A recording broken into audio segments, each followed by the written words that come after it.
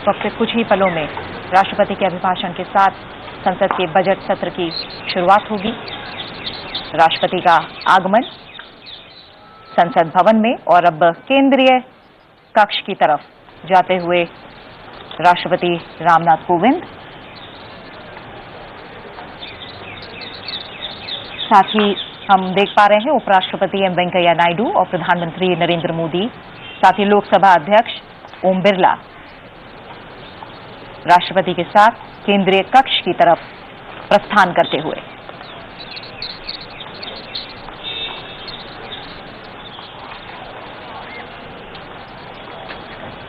संसदीय प्रक्रिया का एक अहम हिस्सा राष्ट्रपति का अभिभाषण और संविधान के अनुच्छेद 87 में दो ऐसे मौके जब राष्ट्रपति संसद की संयुक्त बैठक को संबोधित करते हैं।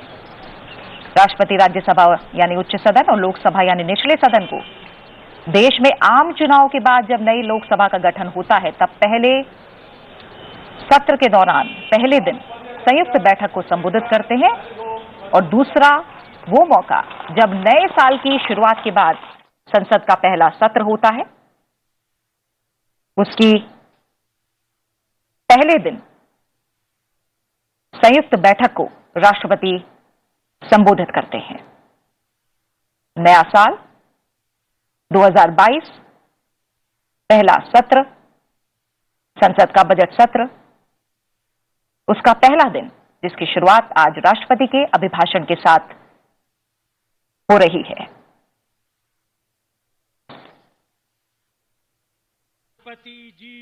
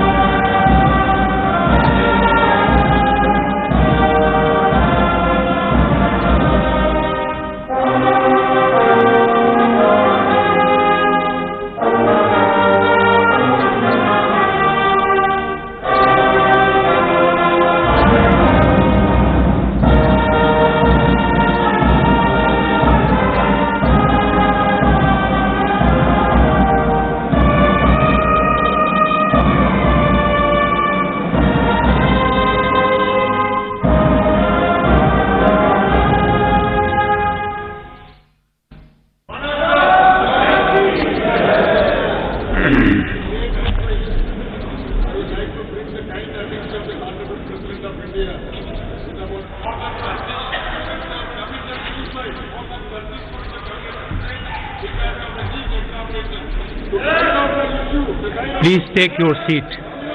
माननीय सदस्यगण, कोरोना वायरस से उत्पन्न वैश्विक महामारी का यह तीसरा वर्ष है।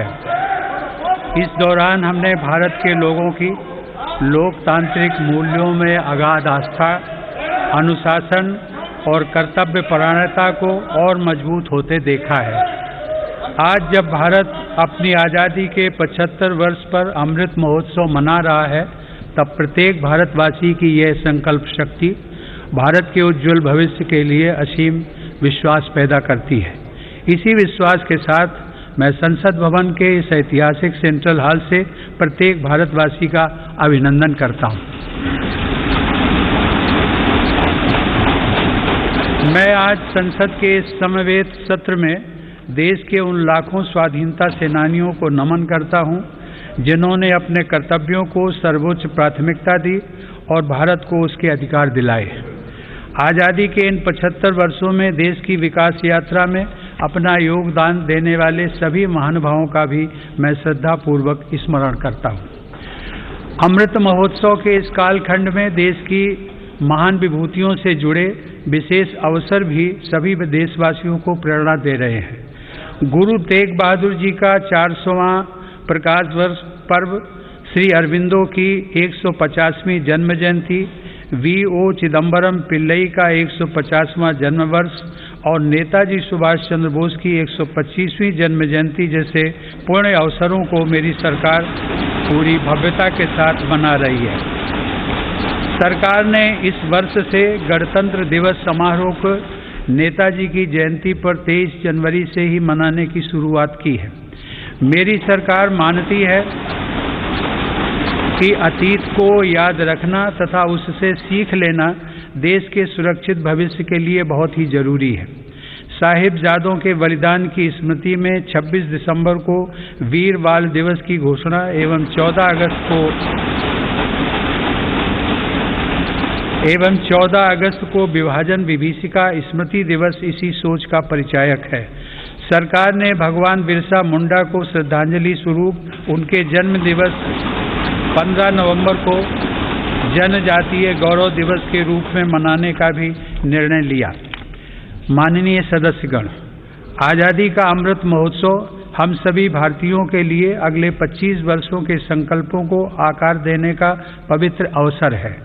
मेरी सरकार सबका साथ, सबका विकास, सबका विश्वास और सबका प्रयास के मंत्र पर चलते हुए अगले 25 वर्षों के लिए मजबूत बुनियाद पर तेजी से काम कर रही है। इस बुनियाद का सबसे महत्वपूर्ण संकल्प एक सर्वसमावेशी, सर्वहितकारी, सशक्त भारत का निर्माण और देश की आत्मनिर्भरता है। कोरोना के इस कठिन समय की चुनौतियों ने देशवासियों को अपने लक्ष्यों को जल्द से जल्द प्राप्त करने के लिए प्रेरित किया है। माननीय सदस्यगण, कोरोना महामारी ने पूरी दुनिया को प्रभावित किया है और भारत में भी हमारे बहुत से अपनों को हमसे छीना है। इन परिस्थितियों में केंद्र से लेकर राज्यों तक हमारी सभी सरकारों, स्थानीय शासन और प्रशासन, हमारे डॉक्टर्स, नर्सेज और हेल्थ वर्कर्स, हमारे वैज्ञानिकों और उद्यमियों सभी ने एक टीम के रूप में काम किया है। सरकार और नागरिकों के बीच यह परस्पर विश्वास, समन्वय और सहयोग लोकतंत्र की ताकत का अभूतपूर्व उदाहरण है। इसके लिए मैं देश के प्रत्येक हेल्थ और फ्रंट लाइन वर्कर का, हर देशवासी का अभिनंदन करता हूं। कोविड-19 के खिलाफ इस लड़ाई में भारत के सामर्थ्य का प्रमाण कोविड वैक्सीनेशन प्रोग्राम में नजर आया है। हमने 1 साल से भी कम समय में 150 करोड़ से भी ज़्यादा वैक्सीन डोज लगाने का रिकॉर्ड पार किया है। आज हम पूरी दुनिया में सबसे ज़्यादा वैक्सीन डोज देने वाले अग्रणी देशों में से एक हैं। इस अभियान की सफलता ने देश को एक ऐसा रक्षा कवच दिया है जिससे हमारे नागरिकों की सुरक्षा भी बढ़ी है और उनका मनोबल भी बढ़ा है। आज देश में 90% से अधिक वयस्क नागरिकों को टीके की 1 डोज मिल चुकी है, जबकि 70% से अधिक लोग दोनों डोज ले चुके हैं। हर घर दस्तक अभियान के माध्यम से सरकार बाकी लोगों तक भी पहुंच रही है। इसी माह वैक्सीनेशन प्रोग्राम में 15 से 18 वर्ष तक के किशोर किशोरियों को भी शामिल किया गया है। साथ ही फ्रंट लाइन वर्कर्स और बीमारियों से ग्रस्त वरिष्ठ नागरिकों के लिए प्रिकॉशनरी डोज की भी शुरुआत की गई है। अब तक देश में कुल 8 वैक्सीन्स को इमरजेंसी यूज के लिए स्वीकृति मिल चुकी है। भारत में बन रही 3 वैक्सीन्स को विश्व स्वास्थ्य संगठन की तरफ से आपात स्थिति में उपयोग की मंजूरी भी मिली है। भारत में बन रही ये वैक्सीन्स पूरी दुनिया को महामारी से मुक्त कराने और करोड़ों लोगों का जीवन बचाने में अहम भूमिका निभा रही है। माननीय सदस्यगण, कोरोना महामारी से निपटने के लिए हमारे देश के प्रयास केवल तात्कालिक चुनौतियों तक सीमित नहीं है। इसीलिए मेरी सरकार ऐसे दूरदर्शी समाधान तैयार कर रही है जो भविष्य के लिए भी प्रभावी और उपयोगी रहें। सरकार द्वारा 64,000 करोड़ रुपए की लागत से शुरू किया गया प्रधानमंत्री Ayushman Bharat health infrastructure mission इसका एक सराहनीय उदाहरण है। इससे न केवल वर्तमान की स्वास्थ्य संबंधी जरूरतों को पूरा करने में मदद मिलेगी, बल्कि आने वाले संकटों के लिए भी देश को तैयार किया जा सकेगा। मेरी सरकार की संवेदनशील नीतियों के कारण देश में अब स्वास्थ्य सेवाएं जन साधारण तक आसानी से पहुंच रही हैं। 80,000 से अधिक हेल्थ एंड वेलनेस सेंटर्स और करोड़ों की संख्या में जारी आयुष्मान भारत कार्ड से गरीबों को इलाज में बहुत मदद मिली है। सरकार ने 8,000 से अधिक जन औषधि केंद्रों के माध्यम से कम कीमत पर दवाइयां उपलब्ध कराकर इलाज पर होने वाले खर्च को कम किया है। सुलभ और सुगम स्वास्थ्य सेवाओं के लिए उठाया गया आयुष्मान भारत डिजिटल मिशन भी एक बड़ा कदम है। माननीय सदस्यगण, कोरोना काल में भारतीय फार्मा सेक्टर ने भी अपनी श्रेष्ठता को साबित किया है। वर्तमान समय में भारतीय फार्मा कंपनियों के उत्पाद 180 से ज़्यादा देशों में पहुंच रहे हैं। लेकिन इस क्षेत्र में भारत के लिए संभावनाएं कहीं अधिक व्यापक हैं। फार्मा इंडस्ट्री के लिए मेरी सरकार द्वारा घोषित PLI स्कीम से इन संभावनाओं को विस्तार मिलेगा और रिसर्च को भी गति मिलेगी। सरकार द्वारा किए गए प्रयासों के परिणाम स्वरूप योग, आयुर्वेद एवं पारंपरिक चिकित्सा पद्धतियों की लोकप्रियता लगातार बढ़ रही है। वर्ष 2014 में देश से 6,600 करोड़ रुपए के आयुष उत्पादों का निर्यात होता था, जो आज बढ़कर 11,000 करोड़ रुपए से अधिक हो गया है। दुनिया के सबसे पहले WHO global centre of traditional medicine की स्थापना भी भारत में होने जा रही है। माननीय सदस्यगण, हमारे संविधान के मुख्य शिल्पी बाबा साहब डॉक्टर भीमराव आम्बेडकर ने कहा था कि मेरा आदर्श एक ऐसा समाज होगा जो स्वाधीनता, समानता और भाईचारे पर आधारित हो। प्रजातंत्र सरकार का एक स्वरूप मात्र नहीं है। प्रजातंत्र का मूल है अपने साथियों के प्रति आदर और सम्मान की भावना। बाबा साहब के इन आदर्शों को मेरी सरकार अपने लिए ध्येय वाक्य मानती है। मेरी सरकार की आस्था अंत्योदय के मूल मंत्र में है, जिसमें सामाजिक न्याय भी हो, समानता भी हो, सम्मान भी हो और समान अवसर भी हो। इसीलिए आज सरकार की नीतियों में गांव, गरीब, पिछड़े, अनुसूचित जाति एवं जनजातियों को सर्वोच्च प्राथमिकता दी जा रही है। हाल के वर्षों में पद्म पुरस्कारों के चयन में भारत की यह भावना भली भांति झलकती है। विविधता से भरे भारत में देश के कोने कोने में समर्पित जीवन जीने वाले लोग राष्ट्र सेवा में जुटे हुए हैं। उनमें भारत की शक्ति के दर्शन होते हैं।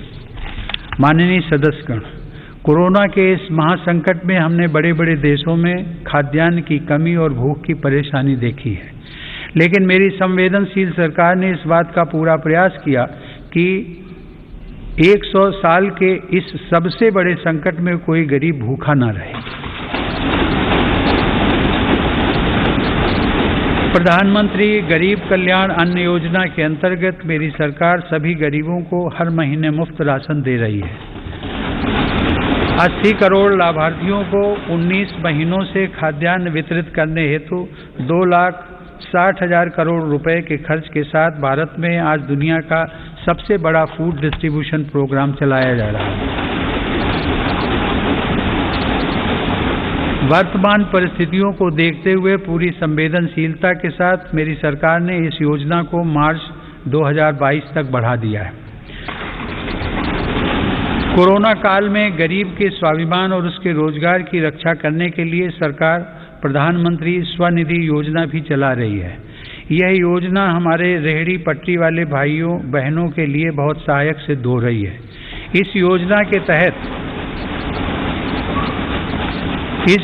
के तहत अब तक 28 लाख रेहड़ी पटरी वालों को 2900 करोड़ रुपए से ज़्यादा की धनराशि जारी की गई।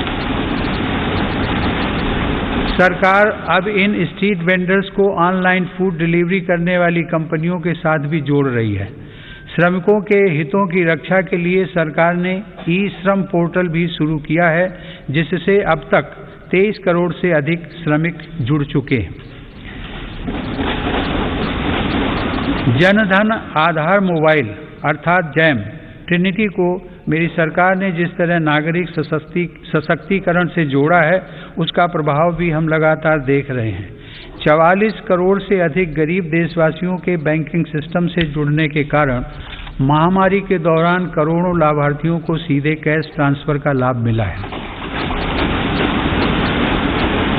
डिजिटल इंडिया और डिजिटल इकोनॉमी के बढ़ते प्रसार के संदर्भ में देश के यूपीआई प्लेटफॉर्म की सफलता के लिए भी मैं सरकार के विजन की प्रशंसा करूंगा।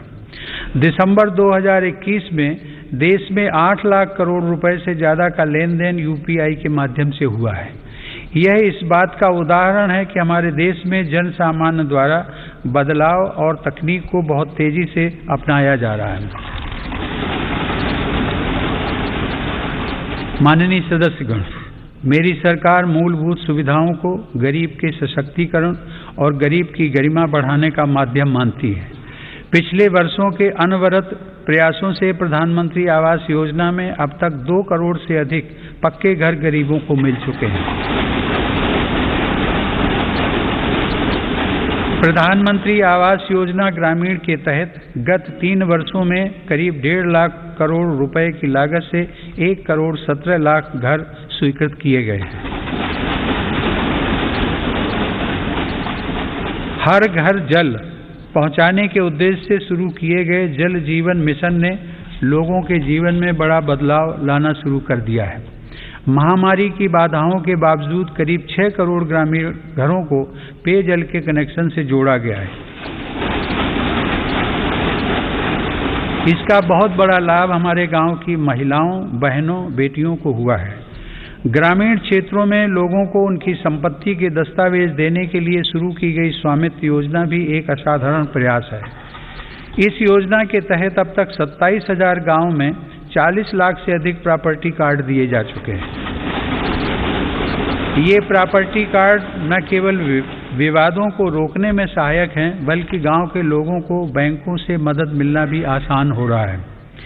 माननीय सदस्यगण, मेरी सरकार ग्रामीण अर्थव्यवस्था और देश के किसानों को सशक्त बनाने के लिए निरंतर काम कर रही है। वैश्विक महामारी के बावजूद साल 2020-21 में हमारे किसानों ने 30 करोड़ टन से अधिक खाद्यान्न और 33 करोड़ टन से अधिक बागवानी उत्पादों की पैदावार की। सरकार ने रिकॉर्ड उत्पादन को ध्यान में रखते हुए रिकॉर्ड सरकारी खरीद की है। रबी की फसल के दौरान 433 लाख मीट्रिक टन गेहूं की खरीद की गई, जिससे लगभग 50 लाख किसानों को सीधा फायदा पहुंचा है। खरीफ की फसल के दौरान रिकॉर्ड लगभग 900 लाख मीट्रिक टन धान की खरीद की गई, जिससे 1 करोड़ 30 लाख किसान लाभान्वित हुए। सरकार के प्रयासों से देश का कृषि निर्यात भी रिकॉर्ड स्तर पर बढ़ा है। वर्ष 2020-21 में कृषि निर्यात में 25% से अधिक की वृद्धि दर्ज की गई। यह निर्यात लगभग 3 लाख करोड़ रुपए पहुंच गया है। हॉर्टिकल्चर और शहद उत्पादन भी किसानों के लिए आमदनी के नए स्रोतों और बाजार तक उनकी बढ़ती पहुंच के महत्वपूर्ण माध्यम हैं। शहद उत्पादन को प्रोत्साहन देने से वर्ष 2020-21 में देश का शहद उत्पादन 1,25,000 मीट्रिक टन तक पहुंच गया है, जो कि 2014-15 की तुलना में करीब 55% ज़्यादा है। 2014-15 की तुलना में शहद की निर्यात मात्रा में भी 102% से ज़्यादा की वृद्धि दर्ज की गई है। किसानों को को उनकी फसल के अधिक दाम मिले, इसके लिए उनके उत्पादों का सही बाजार तक पहुंचना जरूरी होता है। इस दिशा में सरकार ने किसान रेल सेवा शुरू करते हुए किसानों के लिए खुशहाली के नए रास्ते खोलने का काम किया है। कोरोना काल में भारतीय रेल ने सब्जियों, फलों तथा दूध जैसी जल्दी खराब होने वाली खाद्य सामग्री के परिवहन के लिए 150 से अधिक मार्गों पर 1900 से ज़्यादा किसान रेल चलाई और करीब 6 लाख मीट्रिक टन कृषि उत्पादों की ढुलाई की। यह इस बात का उदाहरण है कि अगर सोच नई हो तो पुराने संसाधनों से भी नए रास्ते बनाए जा सकते हैं। माननीय सदस्यगण, कृषि क्षेत्र में देश की सतत सफलता और बढ़ते सामर्थ्य का सबसे बड़ा श्रेय मैं देश के छोटे किसानों को देना चाहता हूँ। देश के 80% किसान छोटे किसान ही हैं, जिनके हितों को मेरी सरकार ने हमेशा केंद्र में रखा है। प्रधानमंत्री किसान सम्मान निधि के माध्यम से 11 करोड़ से अधिक किसान परिवारों को 1,80,000 करोड़ रुपए दिए गए हैं। इस निवेश से कृषि क्षेत्र में आज बड़े बदलाव दिखाई दे रहे हैं। फसल बीमा योजना में नए बदलावों का लाभ भी देश के छोटे किसानों को हुआ है। इन बदलावों के बाद से अब तक 8 करोड़ से अधिक किसानों को मुआवजा के तौर पर 1 लाख करोड़ रुपए से ज़्यादा की राशि दी जा चुकी है। खेतों के नज़दीक जरूरी इंफ्रास्ट्रक्चर को विकसित करने के लिए भी मेरी सरकार अभूतपूर्व स्तर पर निवेश कर रही है। 1 लाख करोड़ रुपए के कृषि इंफ्रास्ट्रक्चर फंड के अंतर्गत हजारों परियोजनाओं को मंजूरी दी गई है। मेरी सरकार ने खाद्य तेल में आत्मनिर्भरता को ध्यान में रखते हुए 11,000 करोड़ रुपए की लागत से national mission on edible oils, oil palm की शुरुआत भी की है। सरकार ऑर्गेनिक खेती, प्राकृतिक खेती और क्रॉप डाइवर्सिफिकेशन जैसे विशेष प्रयास भी कर रही है। यह आप सभी की जानकारी में है कि संयुक्त राष्ट्र ने वर्ष 2023 को इंटरनेशनल ईयर ऑफ मिलेट्स के रूप में घोषित किया है। मेरी सरकार इंटरनेशनल ईयर ऑफ मिलेट्स को देश के किसानों, self help groups, FPOs, food industry और जन सामान्य के साथ मिलकर व्यापक स्तर पर मनाएगी। मेरी सरकार वर्षा जल संरक्षण के लिए भी गंभीरता से काम कर रही है। देश में रेन वाटर हार्वेस्टिंग इंफ्रास्ट्रक्चर के निर्माण और पारंपरिक जल स्रोतों के जीर्णोद्धार के लिए विशेष अभियान चलाए जा रहे हैं। प्रधानमंत्री कृषि सिंचाई योजना के तहत विभिन्न परियोजनाओं और अटल भू जल योजना की मदद से देश में 64 लाख हेक्टेयर सिंचाई क्षमता विकसित की गई है। नदियों को आपस में जोड़ने की योजनाओं पर भी सरकार ने काम आगे बढ़ाया है। हाल ही में 45,000 करोड़ रुपए की लागत से पूरी होने वाली केन बेतवा लिंक परियोजना को भी स्वीकृति दी गई है। यह परियोजना बुंदेलखंड में पानी की चुनौतियों को समाप्त करने में सहायक होगी। माननीय सदस्यगण, ग्रामीण अर्थव्यवस्था को गति देने में महिलाओं की भूमिका अधिक विस्तृत होती जा रही है। 2021-22 में 28 लाख सेल्फ हेल्प ग्रुप्स को बैंकों की तरफ से 65,000 करोड़ रुपए की मदद दी गई है। यह राशि 2014-15 की तुलना में 4 गुना अधिक है। सरकार ने हजारों महिला सेल्फ हेल्प ग्रुप्स के सदस्यों को ट्रेनिंग देकर उन्हें बैंकिंग सखी के रूप में भागीदार भी बनाया है। ये महिलाएं ग्रामीण क्षेत्रों में बैंकिंग सेवाओं को घर घर तक पहुंचाने का माध्यम बन रही हैं। महिला सशक्तिकरण मेरी सरकार की उच्च प्राथमिकताओं में से एक है। उज्ज्वला योजना की सफलता के हम सभी साक्षी हैं। मुद्रा योजना के माध्यम से हमारे देश की माताओं बहनों की उद्यमिता और कौशल को बढ़ावा मिला है। बेटी बचाओ बेटी पढ़ाओ पहल से अनेक सकारात्मक परिणाम सामने आए हैं और स्कूलों में प्रवेश लेने वाली बेटियों की संख्या में उत्साहजनक वृद्धि हुई है। बेटे बेटी को समानता का दर्जा देते हुए मेरी सरकार ने महिलाओं के विवाह के लिए न्यूनतम आय को 18 वर्ष से बढ़ाकर पुरुषों के समान 21 वर्ष करने का विधेयक भी संसद में प्रस्तुत किया है। सरकार ने 3 तलाक को कानूनन अपराध घोषित कर समाज को इस कुप्रथा से मुक्त करने की शुरुआत की है। मुस्लिम महिलाओं पर केवल मेहरम के साथ ही हज यात्रा करने जैसे प्रतिबंधों को भी हटाया गया है। वर्ष 2014 से पूर्व अल्पसंख्यक वर्ग के लगभग 3 करोड़ विद्यार्थियों को छात्रवृत्तियां दी गई थी, जबकि मेरी सरकार ने वर्ष 2014 से अब तक ऐसे 4.5 करोड़ से अधिक विद्यार्थियों को छात्रवृत्तियां प्रदान की।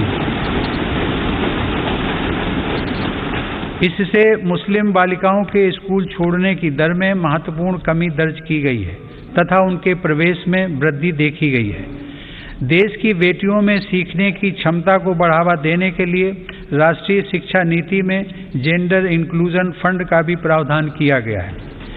यह हर्ष की बात है कि मौजूदा सभी 33 सैनिक स्कूलों ने बालिकाओं को प्रवेश देना शुरू कर दिया है। सरकार ने राष्ट्रीय रक्षा अकादमी में भी महिला कैडेट्स के प्रवेश को मंजूरी दी है। महिला कैडेट्स का पहला बैच एनडीए में जून 2022 में प्रवेश करेगा। मेरी सरकार के नीतिगत निर्णय और प्रोत्साहन से विभिन्न पुलिस बलों में महिला पुलिसकर्मियों की संख्या में 2014 के मुकाबले दोगुनी से ज़्यादा बढ़ोतरी हो चुकी है। माननीय सदस्यगण, महान संत तिरुवल्लुवर ने कहा था, कर्क कसड्डर कर्प वही कट्रिपिन निकर्क अद्दकर्क तगा। अर्थात एक व्यक्ति जो कुछ भी सीखता है वह उसके आचरण में दिखाई देता है। आत्मनिर्भर भारत के संकल्प व सामर्थ्य को आकार देने के लिए मेरी सरकार देश में नई राष्ट्रीय शिक्षा नीति लागू कर रही है। राष्ट्रीय शिक्षा नीति के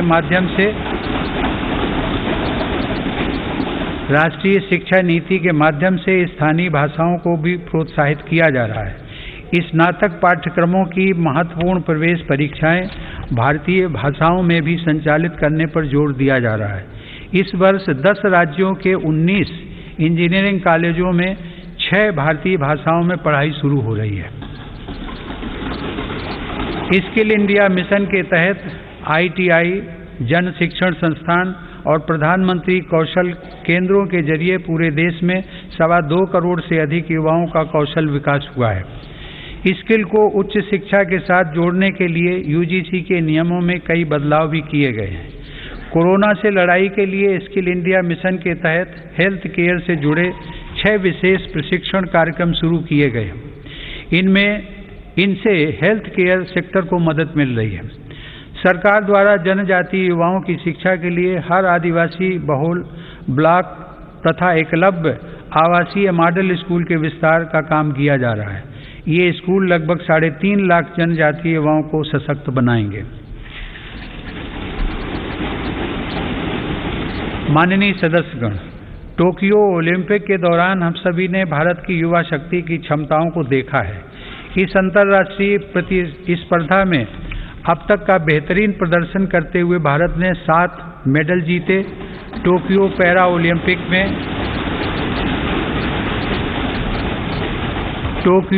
ओलंपिक में भी भारतीय पैरा एथलीटों ने 19 पदक जीतकर रिकॉर्ड कायम किया।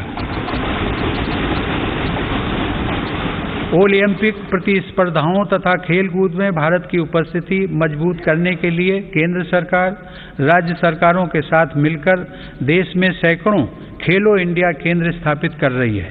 पैरा स्पोर्ट्स में दिव्यांग युवाओं को ट्रेनिंग देने के लिए सरकार ने ग्वालियर में आधुनिक सुविधाओं से युक्त सेंटर फॉर डिसेबिलिटी स्पोर्ट्स की स्थापना भी की है। माननीय सदस्यगण, दिव्यांग जनों के लिए सुगमता, समानता और सम्मानपूर्ण जीवन के अवसर प्रदान करना एक समाज के रूप में हमारी सामूहिक जिम्मेदारी है। इस दिशा में आज सुगम्य भारत अभियान हमारी राष्ट्रीय संवेदना का परिचय दे रहा है। दिव्यांग जनों का जीवन बदलने के लिए देश में निःशुल्क सहायक उपकरणों से लेकर कॉकलियर इम्प्लांट सर्जरी जैसे प्रोग्राम चलाए जा रहे हैं।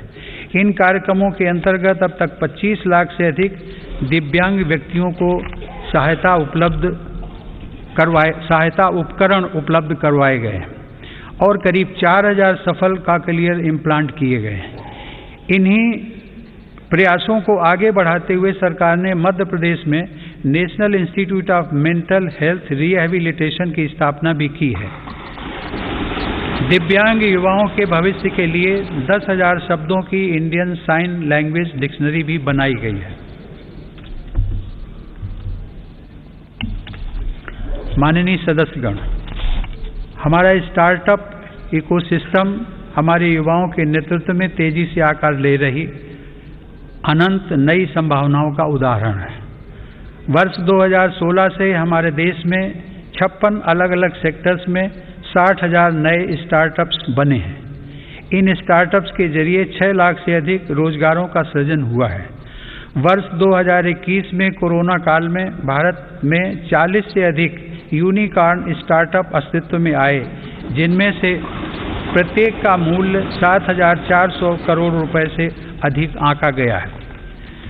मेरी सरकार की नीतियों की वजह से आज भारत उन देशों में है जहां इंटरनेट की कीमत सबसे कम है तथा स्मार्टफोन की कीमत भी सबसे कम है। इसका बहुत बड़ा लाभ भारत की नौजवान पीढ़ी को मिल रहा है। भारत 5G मोबाइल कनेक्टिविटी पर भी तेजी से काम कर रहा है, जिससे अनेक नई संभावनाओं के द्वार खुलेंगे। सेमीकंडक्टर को लेकर भारत के प्रयासों का बहुत बड़ा लाभ हमारे स्टार्टअप इकोसिस्टम को होगा। भारत के युवाओं को तेजी से बदलती टेक्नोलॉजी का लाभ मिले, इसके लिए भी सरकार ने अनेक नीतिगत निर्णय लिए हैं। कई नए सेक्टरों में प्रवेश के द्वार खोले। सरकार ने startups intellectual property protection program के माध्यम से पेटेंट और ट्रेडमार्क से जुड़ी प्रक्रियाओं को आसान बनाया है, उन्हें नई गति दी है। इसी का परिणाम है कि इस वित्त वर्ष में पेटेंट के लिए लगभग 6,000 और ट्रेडमार्क के लिए 20,000 से ज़्यादा आवेदन किए गए हैं। माननीय सदस्यगण, मेरी सरकार के निरंतर प्रयासों से भारत एक बार फिर विश्व की सर्वाधिक तेजी से विकसित हो रही अर्थव्यवस्थाओं में से एक बन गया है।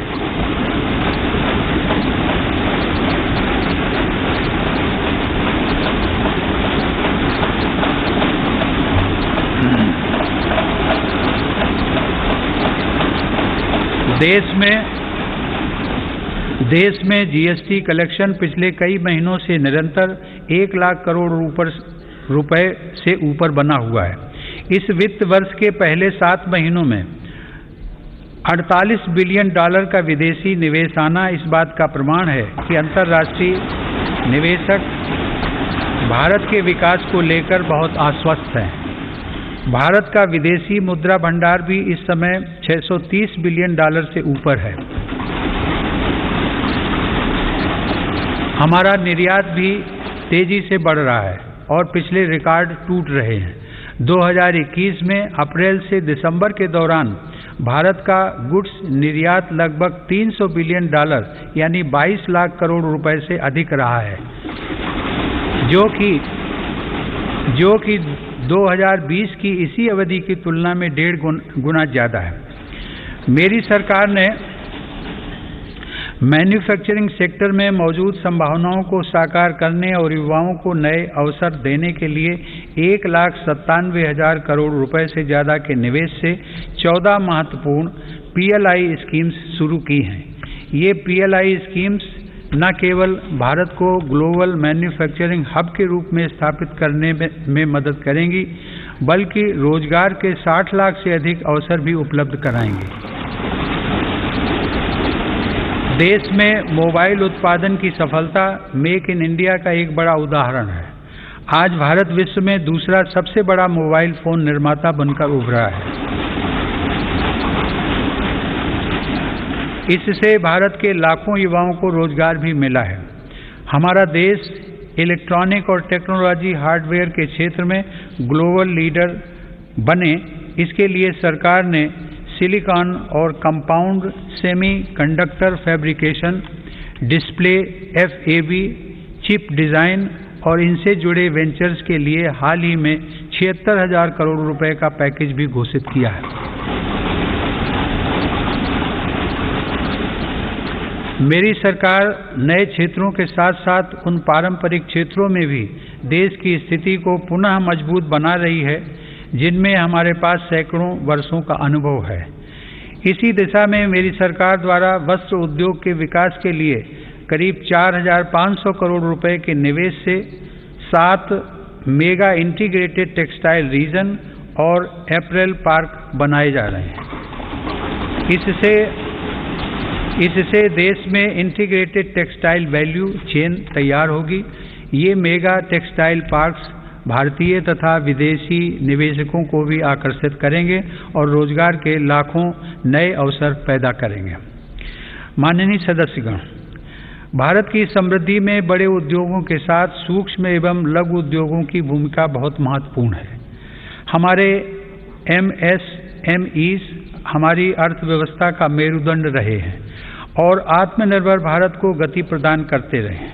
कोरोना काल में MSMEs को संकट से बचाने और जरूरी क्रेडिट उपलब्ध कराने के लिए सरकार ने 3 लाख करोड़ रुपए के कोलेटरल फ्री लोन्स की व्यवस्था की।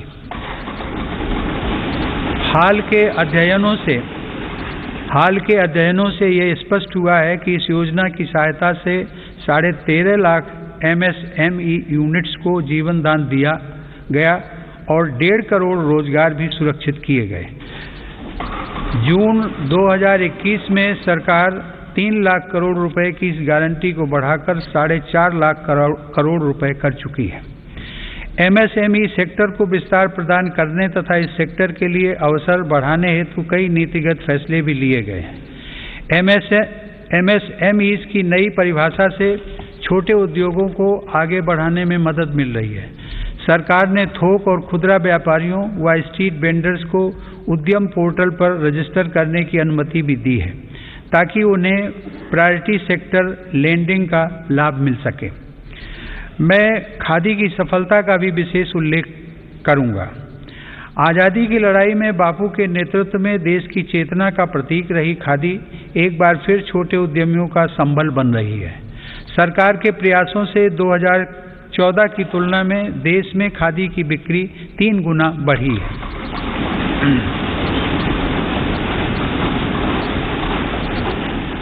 माननीय सदस्यगण, किसी भी देश के विकास का आधार वहाँ का इंफ्रास्ट्रक्चर होता है। मेरी सरकार की दृष्टि में इंफ्रास्ट्रक्चर सामाजिक असमानता को पाटने वाला सेतु भी है। इंफ्रास्ट्रक्चर पर होने वाले निवेश से न केवल लाखों नए रोजगार पैदा होते हैं बल्कि इसका एक गुणात्मक प्रभाव भी होता है। इससे व्यापार करना सुगम होता है, परिवहन की गति बढ़ती है और हर सेक्टर में आर्थिक गतिविधियों में वृद्धि होती है। मेरी सरकार ने इंफ्रास्ट्रक्चर विकास के कार्यों को और अधिक गति प्रदान करने के लिए अलग अलग मंत्रालयों के कामकाज को प्रधानमंत्री गति शक्ति राष्ट्रीय मास्टर प्लान के रूप में एक साथ जोड़ा है। यह प्लान भारत में मल्टी मोडल ट्रांसपोर्ट के एक नए युग का प्रारंभ करने जा रहा है। भविष्य के भारत में रेलवेज, हाईवेज और एयरवेज अलग अलग और अलग थलग इंफ्रास्ट्रक्चर नहीं होंगे बल्कि एक देश के एकजुट संसाधन के तौर पर काम करेंगे। ग्रामीण क्षेत्रों में सड़कों, संसाधनों और इंफ्रास्ट्रक्चर के निर्माण से देश की उन संभावनाओं को उड़ान मिल रही है जो दशकों से उपेक्षित पड़ी थी। प्रधानमंत्री ग्राम सड़क योजना की उपलब्धियां गर्व करने योग्य हैं। वर्ष 2020-21 में ग्रामीण इलाकों में 100 किलोमीटर प्रतिदिन से अधिक की रफ्तार से 36,500 किलोमीटर सड़कें बनाई गई हैं और हजारों रिहायशी क्षेत्रों को ऑल वेदर रोड कनेक्टिविटी से जोड़ा गया है। आज देश के नेशनल हाईवेज भी पूरब से पश्चिम और उत्तर से दक्षिण पूरे देश को एक साथ जोड़ रहे हैं। मार्च 2014 में हमारे देश में राष्ट्रीय राजमार्गों की कुल लंबाई 90,000 किलोमीटर थी, जबकि आज उनकी लंबाई बढ़कर 1,40,000 किलोमीटर से अधिक हो गई है।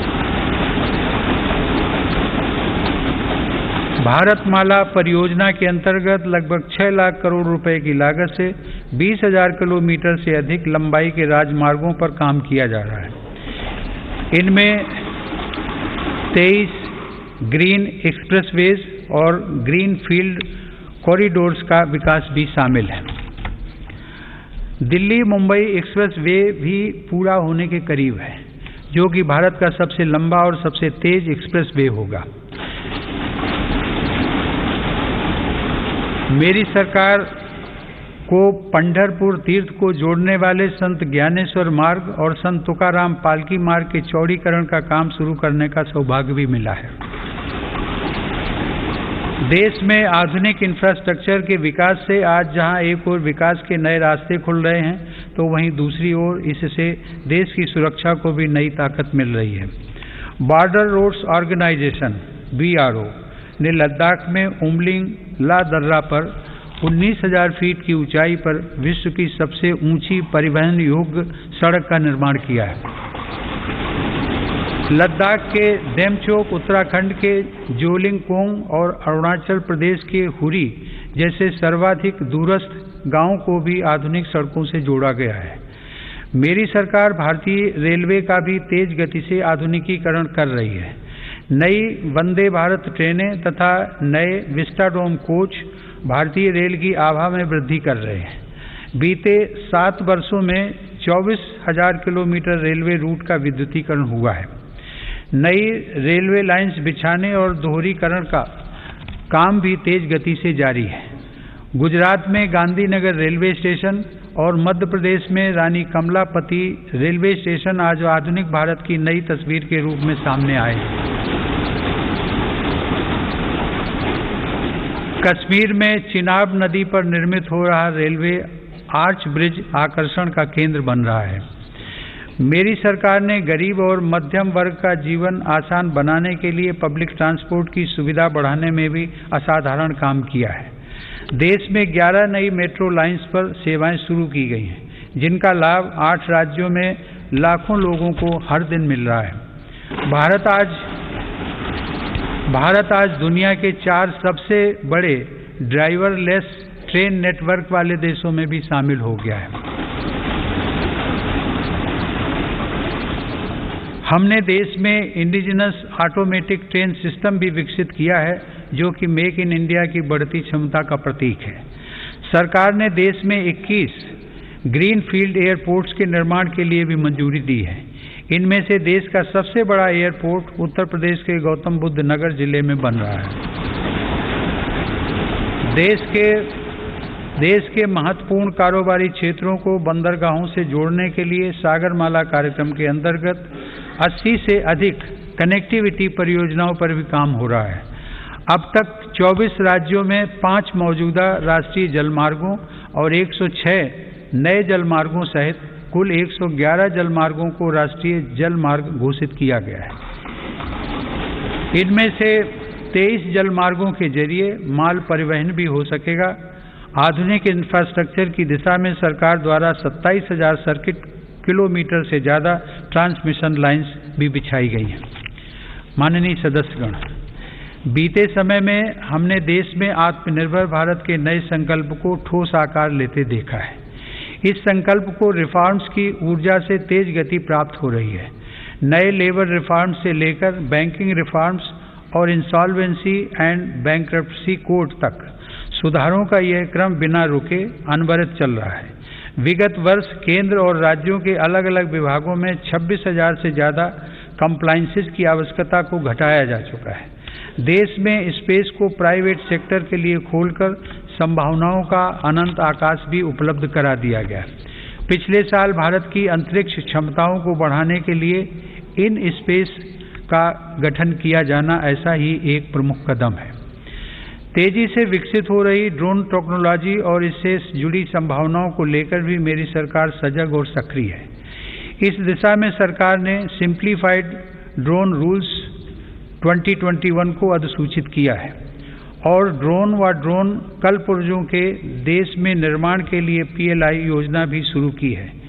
इससे देश को भविष्य की इस महत्वपूर्ण टेक्नोलॉजी में अपनी स्थिति को मजबूत बनाने में मदद मिलेगी। माननीय सदस्यगण, मेरी सरकार देश की सुरक्षा के लिए दृढ़ संकल्पित होकर काम कर रही है। सरकार की नीतियों की वजह से डिफेंस सेक्टर में, विशेषकर रक्षा उत्पादन में देश की आत्मनिर्भरता लगातार बढ़ रही है। वर्ष 2020-21 में सैन्य बलों के आधुनिकीकरण के लिए जो भी स्वीकृतियां प्रदान की गईं, उनमें 87% उत्पादों में मेक इन इंडिया को प्राथमिकता दी गई। इसी प्रकार 2020-21 में 98% उपकरणों से जुड़े अनुबंधों में मेक इन इंडिया को प्राथमिकता दी गई है। हमारी सेनाओं ने 209 ऐसे साजो सामान की सूची भी जारी की है जिन्हें अब विदेश से नहीं खरीदा जाएगा। रक्षा उपक्रमों द्वारा 2800 से ज़्यादा ऐसे उपकरणों की सूची जारी की जा चुकी है जिनका देश में ही निर्माण किया जाएगा। हिंदुस्तान एरोनॉटिक्स लिमिटेड के साथ 83 LCA तेजस फाइटर एयरक्राफ्ट के निर्माण हेतु अनुबंध किए गए हैं। सरकार ने ऑर्डिनेंस फैक्ट्रियों को 7 डिफेंस PSUs का रूप देने के लिए महत्वपूर्ण कदम उठाए हैं। इसके अलावा रक्षा क्षेत्र में प्राइवेट सेक्टर और स्टार्टअप्स को तेजी से बढ़ावा देने के लिए भी सरकार प्रतिबद्ध है। हमारा लक्ष्य है कि हमारी सेनाओं की जरूरत का सामान भारत में विकसित हो तथा भारत में ही निर्मित हो। माननीय सदस्यगण, तेजी से उभरते वैश्विक परिवेश में भारत ने अपने राजनयिक संबंधों को बेहतर बनाते हुए अपनी स्थिति को मजबूत किया है। अगस्त 2021 में भारत ने संयुक्त राष्ट्र सुरक्षा परिषद की अध्यक्षता की और इस दौरान कई अभूतपूर्व निर्णय लिए गए। भारत की अध्यक्षता में ही सुरक्षा परिषद ने पहली बार समुद्री सुरक्षा के विषय पर अपने एजेंडा आइटम के अंतर्गत समग्र रूप से विचार विमर्श किया। संयुक्त राष्ट्र सुरक्षा परिषद ने इस विषय पर पहली बार एक प्रेसिडेंशियल स्टेटमेंट को सर्वसम्मति से अडॉप्ट भी किया। हमने अपने पड़ोसी देश अफगानिस्तान में अस्थिरता और नाजुक हालात को भी देखा है। भारत ने इन परिस्थितियों में मानवता को सर्वोपरि रखते हुए ऑपरेशन देवी शक्ति को संचालित किया। हमने अनेक चुनौतियों के बावजूद हमारे कई नागरिकों और कई अफगान हिंदू सिख अल्पसंख्यकों को काबुल से सफलतापूर्वक एयरलिफ्ट किया। हम उन कठिन हालात के बीच से पवित्र गुरु ग्रंथ साहिब के 2 स्वरूपों को भी सुरक्षित भारत लेकर आए। मानवता की दृष्टि से भारत अफगानिस्तान में मेडिकल सप्लाई और अनाज पहुंचाने में भी मदद कर रहा है। माननीय सदस्यगण, वर्तमान समय में जलवायु परिवर्तन पूरे विश्व के सामने बड़ी चुनौती है। भारत इस विषय पर एक जिम्मेदार वैश्विक आवाज बनकर उभरा है। COP26 शिखर सम्मेलन में मेरी सरकार ने घोषणा की है कि वर्ष 2030 तक भारत अपने कार्बन उत्सर्जन को 1 बिलियन टन से घटा देगा। भारत ने साल 2070 तक नेट जीरो उत्सर्जन वाली अर्थव्यवस्था का लक्ष्य भी रखा है। भारत ने विश्व समुदाय को साथ लेकर green grid initiative one sun one world one grid की पहल भी की है। यह global interconnected solar power grid का पहला अंतर्राष्ट्रीय नेटवर्क बन रहा है। पर्यावरण को लेकर हमारे बड़े लक्ष्य और साहसिक संकल्प प्रकृति के प्रति हमारी संवेदनशीलता को दर्शाते हैं। माननीय सदस्यगण, मेरी सरकार भारत की प्राचीन विरासत को संरक्षित, समृद्ध और सशक्त करना अपना दायित्व समझती है। यह गौरव की बात है कि धौलावीरा की हड़प्पा साइट और तेलंगाना स्थित 13वीं शताब्दी के काकतीय रुद्रेश्वर रामप्पा मंदिर को यूनेस्को विश्व धरोहर स्थल घोषित किया गया। प्रयागराज कुंभ मेले के बाद यूनेस्को की अमूर्त सांस्कृतिक विरासत सूची में कोलकाता की प्रतिष्ठित दुर्गा पूजा को भी शामिल किया गया। सरकार की यह भी प्राथमिकता रही है कि भारत की अमूल्य धरोहरों को देश में वापस लाया जाए। 100 वर्ष पूर्व भारत से चोरी हुई मां अन्नपूर्णा देवी की मूर्ति को वापस लाकर काशी विश्वनाथ मंदिर में स्थापित किया गया।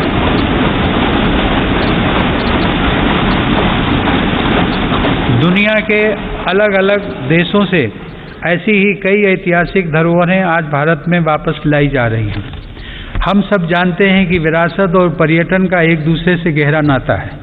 इसीलिए आज एक और भारत की आध्यात्मिक विरासत को फिर से जीवंत किया जा रहा है, तो साथ ही तीर्थयात्रियों और पर्यटकों के लिए आधुनिक सुविधाएं और इंफ्रास्ट्रक्चर का विकास भी हो रहा है। मेरी सरकार की स्वदेश दर्शन एवं प्रसाद योजनाएं इसमें बड़ी भूमिका निभा रही हैं।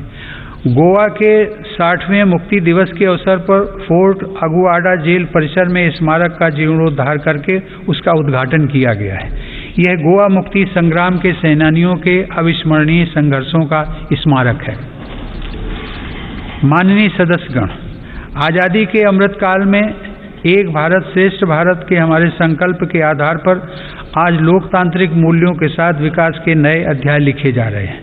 जो राज्य और क्षेत्र उपेक्षित छूट गए थे, आज देश उनके लिए विशेष प्रयास कर रहा है। जम्मू कश्मीर और लद्दाख क्षेत्र में विकास के नए युग का आरंभ इसका एक बड़ा उदाहरण है।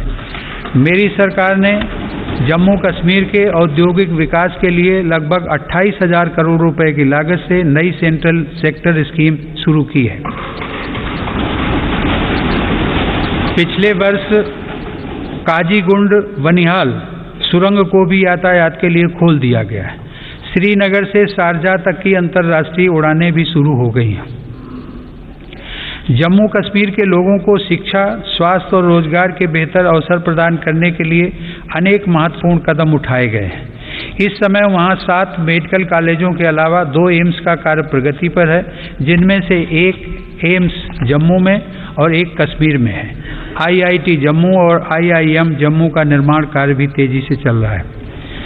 लद्दाख संघ राज्य क्षेत्र में इंफ्रास्ट्रक्चर और आर्थिक विकास को तेजी से आगे बढ़ाने के लिए सिंधु इंफ्रास्ट्रक्चर डेवलपमेंट कॉरपोरेशन की स्थापना की गई है।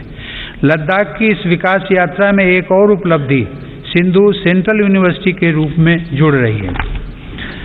माननीय सदस्यगण, मेरी सरकार पूर्वोत्तर के सभी राज्यों अरुणाचल प्रदेश, असम, मणिपुर, मेघालय, मिजोरम, नागालैंड, सिक्किम और त्रिपुरा के सतत विकास के लिए प्रतिबद्ध है। इन राज्यों में हर स्तर पर बुनियादी और आर्थिक अवसरों का विकास किया जा रहा है। रेल और हवाई कनेक्टिविटी जैसी सुविधाओं का सपना पूर्वोत्तर के लोगों के लिए अब साकार हो रहा है। यह देश के लिए गर्व का विषय है कि पूर्वोत्तर राज्यों की सभी राजधानियां मेरी सरकार के प्रयास से अब रेलवे के नक्शे पर आ रही हैं।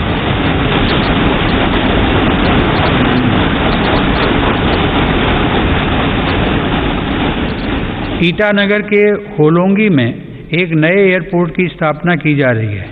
हाल ही में त्रिपुरा राज्य के महाराजा वीर विक्रम एयरपोर्ट में एक नया और आधुनिक टर्मिनल खोला गया है। पूर्वोत्तर का यह विकास भारत की विकास यात्रा का एक स्वर्णिम अध्याय सिद्ध होगा। कुछ दिन पहले ही 21 जनवरी को मेघालय, मणिपुर और त्रिपुरा की स्थापना के 50 साल पूरे हुए हैं। आज़ादी के 75 साल पूरे होने के साथ इन राज्यों की यात्रा भी हमें विकास के नए संकल्पों के लिए प्रेरित कर रही है। पूर्वोत्तर में शांति स्थापना के लिए मेरी सरकार के प्रयासों को ऐतिहासिक सफलता प्राप्त हुई है। अभी कुछ महीने पहले ही कार्बी आंगलोंग के दशकों पुराने विवाद को समाप्त करने के लिए केंद्र सरकार, असम की राज्य सरकार एवं कार्बी समूह के बीच समझौता हुआ है। इससे इस क्षेत्र में शांति और खुशहाली का एक नया अध्याय शुरू हुआ है। सरकार द्वारा किए गए प्रयासों से आज देश में नक्सल प्रभावित जिलों की संख्या भी 126 से घटकर 70 रह गई है। माननीय सदस्यगण, मेरी सरकार नागरिकों की जरूरतों के प्रति सरकारी विभागों को अधिक से अधिक जवाबदेह बनाने के लिए कृत संकल्प है। बकाया मामलों में निपटान हेतु तथा स्वच्छता के लिए भारत सरकार के प्रत्येक मंत्रालय में विशेष अभियान चलाया जा रहा है। मिशन कर्मयोगी के अंतर्गत सिविल सर्वेंट्स की क्षमता बढ़ाने के लिए सरकार ने कैपेसिटी बिल्डिंग कमीशन की स्थापना की है। मिशन कर्मयोगी सिविल सर्वेंट्स के कैरियर में भी सहायक होगा और राष्ट्र निर्माण की नई जिम्मेदारियों के लिए उन्हें तैयार भी करेगा। न्याय प्राप्ति को सरल और सुगम बनाने के लिए भी देश में कई महत्वपूर्ण कदम उठाए जा रहे हैं। टेली लॉ प्रोग्राम के माध्यम से मुकदमों से पहले सलाह देने के लिए एक प्लेटफॉर्म का गठन किया गया है। विवादों के निपटारे में गति लाने के लिए मेरी सरकार ने राज्यसभा में मध्यस्थता विधेयक 2021 पेश किया है। माननीय सदस्यगण, आज देश की उपलब्धियां और सफलताएं देश के सामर्थ्य और संभावनाओं के समान ही असीम हैं। ये उपलब्धियां किसी एक संस्था या प्रतिष्ठान की नहीं हैं, बल्कि देश के कोटि कोटि नागरिकों की हैं। इनमें करोड़ों देशवासियों का श्रम और पसीना लगा है। ये सभी उपलब्धियां हमारे महत्वाकांक्षी लक्ष्यों की लंबी यात्रा में एक तरह से मील का पत्थर है और आगे बढ़ने के लिए हमारी प्रेरणाएं भी हैं। वर्ष 2047 में देश अपनी आज़ादी की शताब्दी पूरी करेगा। उस समय के भव्य, आधुनिक और विकसित भारत के लिए हमें आज कड़ी मेहनत करनी है। हमें अपने परिश्रम को पराकाष्ठा तक लेकर जाना है और यह सुनिश्चित करना है कि अंततः इसके लाभकारी परिणाम निकले। इसमें हम सबकी भागीदारी है और समान भागीदारी है। कोरोना काल में आप सभी सांसदों ने जिस तरह अपनी जिम्मेदारियों का निर्वहन किया और सभी सावधानियों का पालन करते हुए दोनों सदन संचालित हुए, मैं उसके लिए आप सभी की सराहना करता हूँ। आप सभी सांसदगण करोड़ों देशवासियों की आशाओं आकांक्षाओं के सारथी हैं। इसी भावना के साथ हमें आगे भी काम करते रहना है। मुझे पूरा विश्वास है कि हम सब मिलकर अपने महान भारतवर्ष को गौरव के शिखर तक लेकर जाएंगे। इसी भावना के साथ आप सभी का एक बार फिर से अभिनंदन। आप सभी का बहुत बहुत धन्यवाद। जय हिंद।